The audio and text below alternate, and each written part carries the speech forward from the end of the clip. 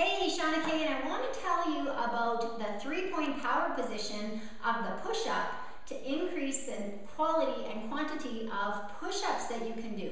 Now, push-ups are an awesome move. You can do them anywhere. You don't need any equipment, and it's just body weight, so they're brilliant. Now, the good thing about push-ups is that you can add a ton of variety by changing your hand position, your foot position, your angle, but the tips I'm going to give you today are strictly to increase the quantity of push-ups. So this is just one way of doing push-ups so that you can get more push-ups if you were to do a push-up challenge, all right? So typically when I see people do push-ups, they have a very low and narrow hand position on their push-up, which is awesome.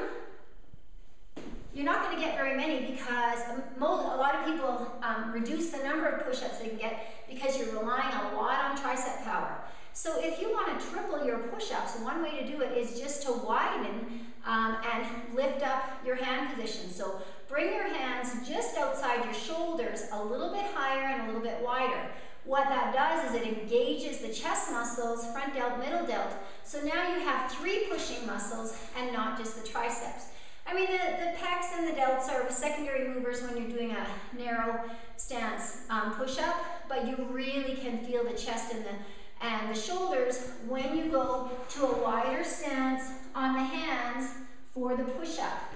Now, what's super important in the second point of the three-point power position for the push-up is engaging the core.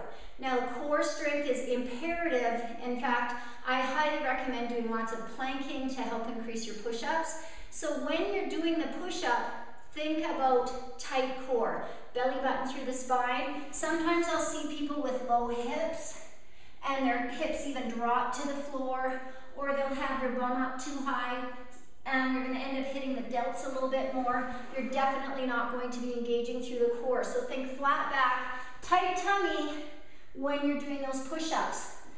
The third point of the three-point power position is your foot position. Now, a tip that not very many people use is to widen your base of support on your push-up. Lots of people will just do toe push-ups with a narrow stance, then drop directly to their knees. So get as many push-ups as you can with a narrow stance, then widen your base of support. It makes it a little bit easier, and then drop to your knees for a third way to modify. I guess that would be the second way to modify those push-ups.